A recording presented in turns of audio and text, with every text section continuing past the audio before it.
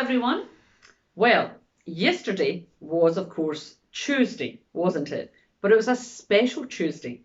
It was Pancake Tuesday, or the official title, Shrove Tuesday. Did you all have your pancakes? Well, I certainly didn't make mine. I really couldn't be bothered. So I just went to the shops and got some pancakes, and I was very good because all I had on mine was jam. But I did have 3 pancakes. However, just had jam, but normally we would have been at the church for our wee blether on a Tuesday morning for Pancake Tuesday. And normally we again would have lots and lots of toppings, and I'm quite famous for my toppings. I always usually have squishy cream, maybe strawberry or raspberry sauce or some maple syrup. I would also have maybe Rolos and Mars bars chopped up over them, and sprinkles, or maybe even a dash of ice cream. Oh, just make me hungry. However, as we all know, Shrove Tuesday, Pancake Tuesday is about using up all of the fatty goods that are in the house in preparation for today, which of course is Ash Wednesday. Now, the Church of Scotland over the years, that's never been sort of a big celebration in the Church of Scotland over the years. It's usually our friends in the Roman Catholic tradition that would go to their church on Ash Wednesday and receive the ash on their foreheads, either usually just in the shape of a very small cross. So Ash Wednesday has become more prominent in the Church of Scotland also. So that's why we're mentioning it today for you. So when I think of ash, well, the first thing I think of is coal fires. I don't know if that's maybe something you think of, but certainly for me, my aunt had a coal fire in her house, and we went there often. And I would remember, you'd go in front of the coal fire and you'd be, absolutely toasting hot. There'd be 2 seats either side of the fireplace, the sofa in front of it, and it would be roasting hot. And you could go out and get the coal and throw it on the fire. And I've got fond memories of going to my Auntie Chrissy's. That was her name, my Auntie Chrissy, and being in front of her coal fire. However, the bit I didn't like was the following morning. You would get up, if you stayed overnight, you would get up, go downstairs, and of course you had to clean out all of the ash, didn't you, that had fallen through the grate. And of course the house would be cold until you got all that done and got the fire going again. But mostly, I would say, fond memories of the coal fire. And then I thought, what other ash do I think about? Well, the other ash I was thinking about is campfires, especially when I was away with the Girls' Brigade and also the Boys' Brigade to camps, and somebody would very carefully set up a campfire, and you'd be singing songs, you'd be chatting. A whole host of things happened around the campfire in those days.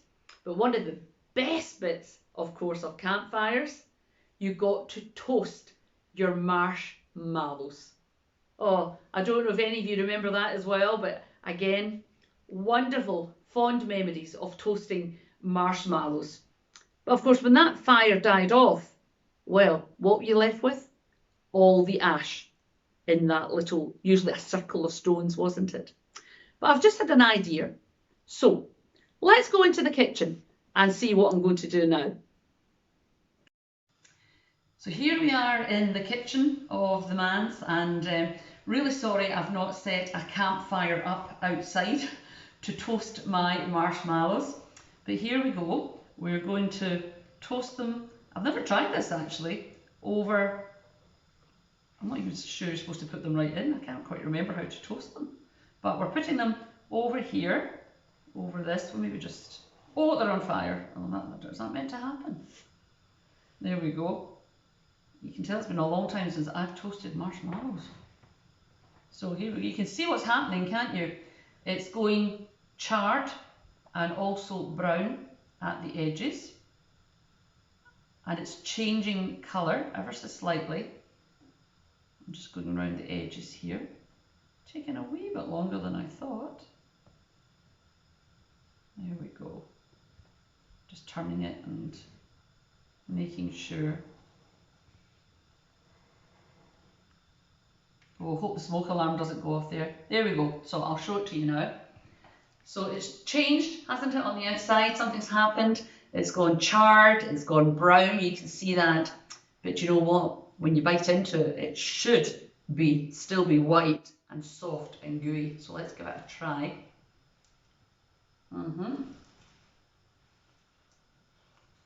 Oh wow. That is so yummy. I'm just going to finish it now. Oh, that was delicious. Really, really nice. So much so, once the camera's off, I'm going to do another one. I thoroughly enjoyed that. But the reason I brought that to your attention, it's just something you do over a campfire, isn't it? And of course, as I said, it got brown, it got charred. And that happens to us in our life experiences. We get charred and burnt sometimes on the outside because of things that have happened, the experiences in our lives. And that just got me back to thinking about God because, you know, when I bit into that marshmallow, it was soft and gooey inside. And that just reminds us that, you know, things that can happen to us in our lives that can maybe burn us, or experiences we've not really enjoyed, or it can open our eyes to the goodness of what's inside, and it can change our attitude to other things and put it in a much better frame. Maybe you become kinder, you donate more money to charities, you will look after people who have been injured, left alone, widowed, whatever the case may be. Your attitude can change, and that's God that does that to us. So although we've had bad experiences, God is within us, each of us, and makes us live in a different way, even though we've been burnt on the outside. Next, I have some confessions that I have written down on these pieces of papers that I have spoken to God about over this last little while. And then, of course, whilst I'm speaking to God about these confessions, I've asked for God's forgiveness. So what I'm going to do is I'm going to scrunch them up or rip them up, whatever. So as I said, there's just a few here. Place them in the bowl. As I said, these are confessions that I have made to God. And then, since we're talking about ash, there we go. I'm going to put this in here, and see, I'm not very good. I'm not an arsonist, am I? There we go. Hopefully that will start in there. And yeah, and hopefully the smoke alarm is not going to go off, but you can see how the paper is burning in the bowl there. Just watch how the paper burns. And once that paper cools down, there we go. We'll just get quickly put on the extractor fan, I think. I would have done it outside, but there we go. Look at that. So we'll put it under there, just try and get rid of some of that smoke, and we're left with burning ash. Sorry, it's taking a bit longer than I thought.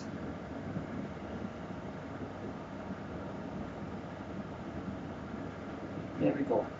You can see there that we have the burning ash. I'm going to keep it under here because it's actually still smouldering. I thought it would have died down by now. But in the book of Psalms, it is written, "Create in me a clean heart, O God, and put a new and right spirit within me." That's Psalm 51, verse 10. So there we go, that's it. It's all out now. So I'm going to put this off just in case you can hear it throughout everything. But also in the Bible it says, "Remember that you are dust, and to dust you will return." So I'm going to just touch the edge of the ash there because I don't want to get burnt either. You'll see that there's some ash there. Yep. There we go. And then the ash that they use in the churches, of course, are much darker. So that's the ash there. So you could have it on your forehead, You could put it up here or on your hand, whatever it may be. And then what we're going to do is one of the other famous sayings in the Bible. Here we go. That's it there. One of the other famous sayings in the Bible says, remember that you are dust, and to dust you shall return. So what I'm going to do once the camera is off, I'm going to go out into the garden and I'm going to put this ash into the garden where it ideally will nourish the growth of God's earth. So Lent has now started. 40 days of doing something. Again, in the past, it was always about giving something up, to give up the temptations and, so that you're tempted, you can go over them, or giving up something. You want to sacrifice something during Lent, the way Christ sacrificed his life for us. So, giving something up. But of course, the modern way is also to take something up. You can do one or both, whatever you want to do. So are you doing anything for Lent this year? Are you going to give something up? Or are you going to take something up? And it doesn't have to be extremely hard, just something that's different and focuses your mind on more important matters in life. So I've got a reflection here to finish off with, and this is about both giving up and taking something up for Lent. Fasting? Okay, God. First thoughts. Sackcloth and ashes. Giving up something. Smoking. Chocolate. Booze. Whatever we do on the fasting front, we need to do it secretly and quietly. And that prayer, spending time talking with you, God, and listening to you, is very much part of that picture. The psalmist, well, they definitely are into heavy sin and guilt trip, but he does ask you for wisdom and knows that you look out for integrity and truth in our lives. Paul, well, Paul tells us today is the day to act rather than tomorrow. Joel tells us in urgent tones to stop in our tracks and come back to God. And then there's Isaiah, who has some very clear ideas as to what fasting is about. To take burdens off people, to work for justice, to share food with those who are hungry, to share hospitality, to give clothes to those who need them. So, God, how are we going to keep Lent? By turning to face you? By praying? By sharing food and hospitality? Being active in organisations and movements that seek for justice?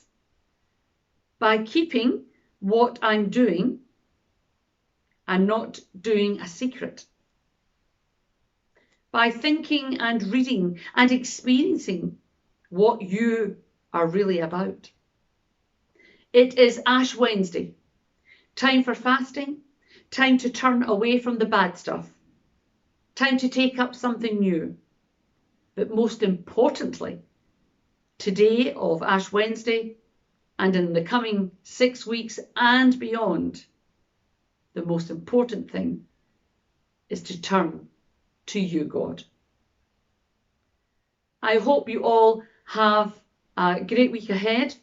I also hope and pray that you think and reflect during this season of Lent.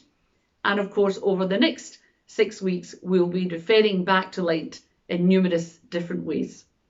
God bless everyone.